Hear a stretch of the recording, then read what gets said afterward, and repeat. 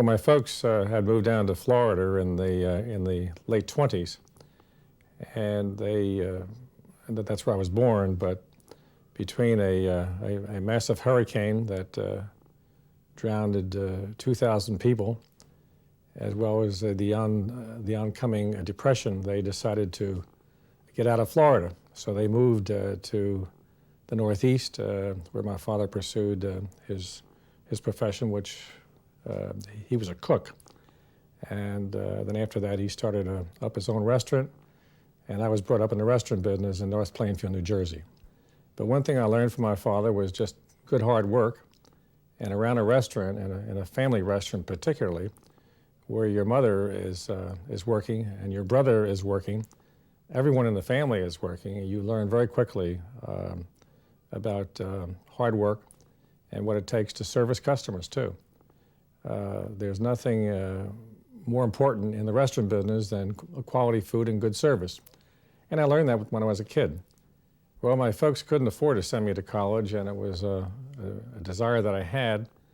And I volunteered for the Army, and the GI Bill was still on. And I was just at the tail end of World War II, and I was able to serve. And then following that, I went into the ROTC program at Syracuse, and then I got my college education that way. Well, I was in the business school, and because I was all self-supporting, as well as a $90 a month income that we all had under the GI Bill, I held down a few jobs. I had the hard job of being a houseboy in a sorority house for a couple of years. And I also worked part-time for a detective agency where our contract was to go out and check up on local bars. And it was quite interesting. And of course, in between all that, I did my studies and was able to get through school. I remember seeing this cute guy in the first row of the zoology class. And, well, I just thought he looked interesting. And I guess he thought I looked interesting too, because not too much longer than that, he invited me to go out with him for the evening. And we went to his church to hear Verdi's Requiem. And then we went to his father's restaurant to have supper. So I didn't cost him a lot of money on that first date. But we had a fine time, and things developed from there. Like all students that aren't sure of their subject, you sit in the back of the room. But there was a student in the front of the room that was very bright, and she and I met, and I learned that she was a straight A student, and that wasn't the reason I fell in love with her, but I respected her intelligence. And actually, as it turns out, she probably didn't tell you this, but she was on a full scholarship. And that was unusual back in the early 50s, and late 40s, where women were on scholarship. But she was super bright and majored in biology. Following that, she got a job at Merck Drug Company in New Jersey.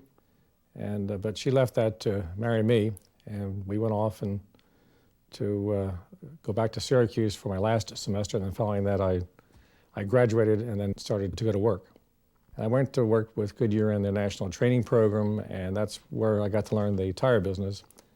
And then I was with Goodyear on their training program, became a manager at one of their branches in Philadelphia. And then toward the end of my first 6 months running that store, another fellow and I thought that, heck, if we could do this sort of thing for a fine company like Goodyear, why not try it on our own? At that point, we surveyed a bunch of markets, and we picked Bethlehem as having the most potential of any of the markets in the Philadelphia metropolitan area. And so that's how we got to go to Bethlehem. Of course, we didn't have much in the way of money because it all went into the business. So we felt very fortunate at finding a place to live that was trying to fill up its apartments by giving away 3 months free rent. That was just perfect. We moved in with our furniture and our little girls. I've known Walt since the early 1950s when he and a partner first came to Bethlehem to establish a Goodyear dealership on the south side of Bethlehem. From the earliest time, I think Walt's middle initial should have been C, for challenge and competition and contribution. From an early time that he began in business, he knew his work and he knew his shop from the inside out because he knew how to change tires more than just sell them. He did research before he made any moves in his business, traffic studies and so on, and then he acted. Yeah. He was an expert in marketing with advertising and even adopted a distinctive architectural design for his retail stores that he used. And part of the background of the thinking, I think, led to a Life magazine award at one time in his career with Goodyear. Then we got involved with retreading in the late 60s with a relatively new product that hadn't really been recognized by the industry. We found that the marketing was lacking with our competitors. So we are probably one of the stronger marketing retreading companies in this part of the country. So we're told by our peers, so we're told by our suppliers. And we feel that marketing is extremely important.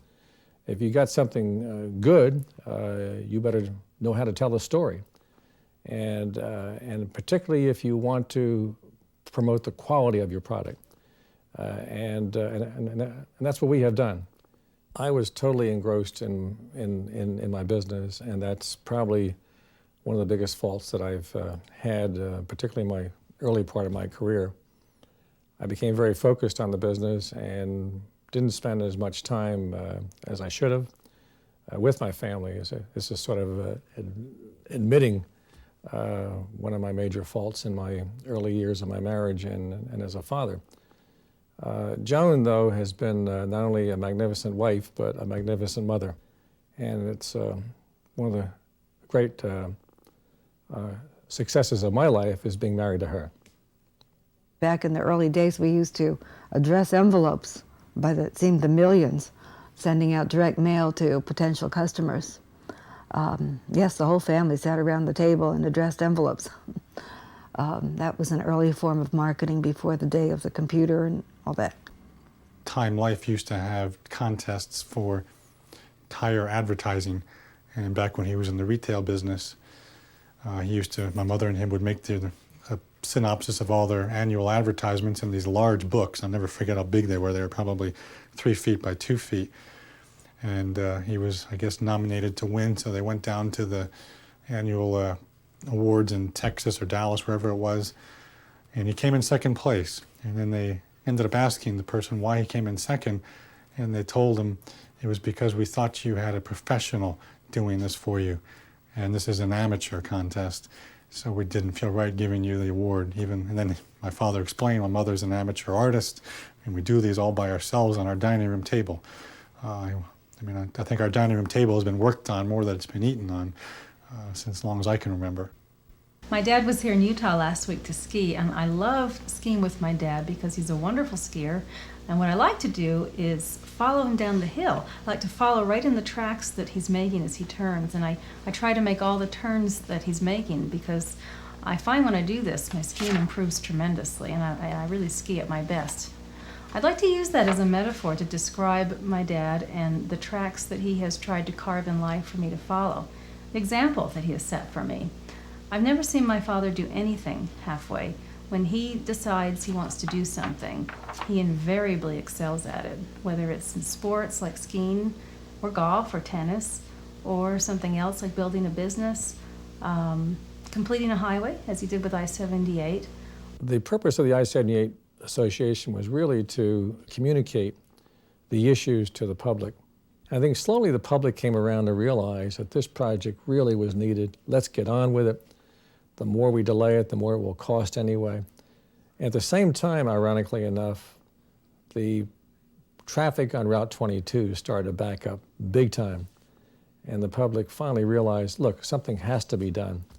And I think we all owe Walt Dealtrey a debt of gratitude for having taken the reins of getting that project completed when it was completed.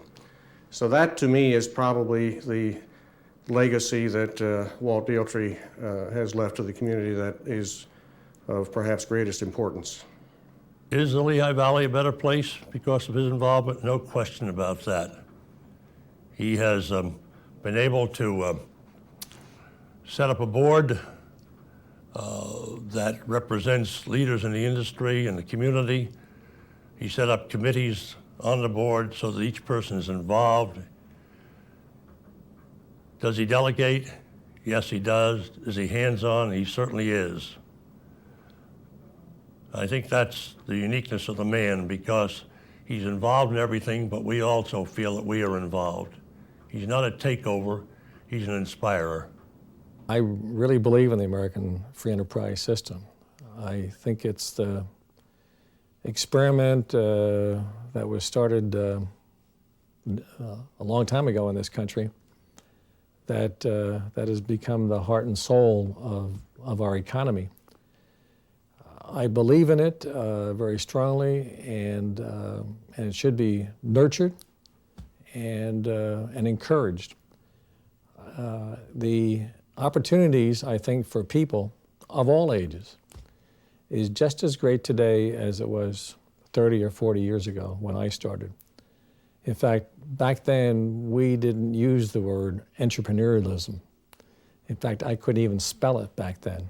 He is willing to take on those tough decisions, whether they are at LVIP or within the community. And he has been an outstanding community leader in that he took on the projects such as the I-78 issue, which was a very difficult one.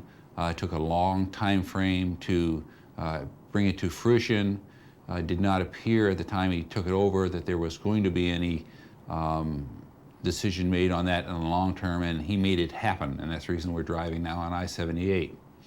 So it's this type of a vision, this type of an individual that is willing to take on the difficult tasks, spend a great deal of his own time and effort and energies to make things positive happen in the Lehigh Valley.